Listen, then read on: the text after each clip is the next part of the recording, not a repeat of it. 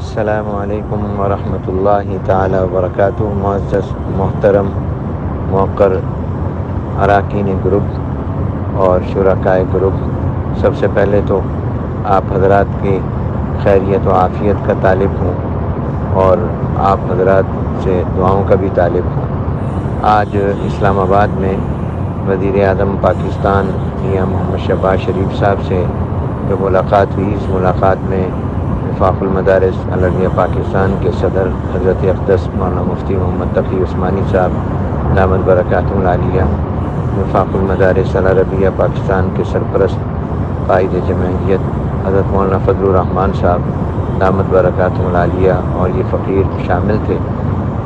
اس ملاقات کا بنیادی مقصد دینی مدارس کو ایک عرصے سے جو درپیش مسائل مشکلات ہیں ان کے حوالے سے بات چیت کرنا تھا اور جو زیر التواء ہیں ان پر گفتگو کرنا تھی، کیونکہ حکومت کی تبدیلی کے بعد سے یہ مجلس عاملہ نے بھی طے کیا تھا کہ موجودہ حکومت سے بات کی جائے اور ان مسائل کو حل کرایا جائے، جس میں سرفہرست مدارس کی رجسٹریشن ہے، مدارس کے بینک اکاؤنٹس ہیں اور اس کے علاوہ دیگر بہت سارے مسائل ہیں۔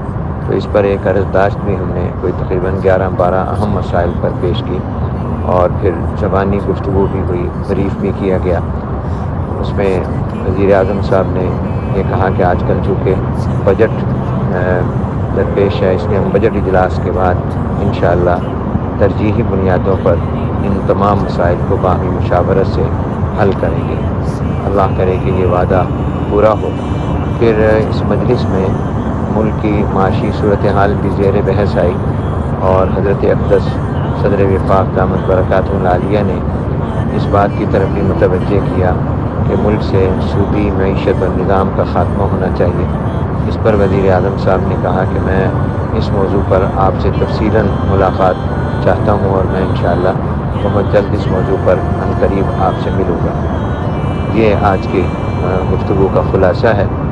میں نے آپ کو صوتی پیغام کے ذریعے پیش کیا ہے۔ دعا فرما دیجیے اللہ کرے کہ مدارس کے مسائل حل ہوں اور دینی علوم کے لیے سرچشمے آزادی کے ساتھ، اپنی خود مختاری اور خودداری کے ساتھ اور حریت فکر و عمل کے ساتھ قرآن و سنت کے علوم کی تعلیم اور اشاعت کا فریضہ سر انجام دیتے رہیں اور امت مسلمہ کا یہ عظیم سرمایہ اور اثاثہ ہر طرح کی مداخلت سے محفوظ رہے۔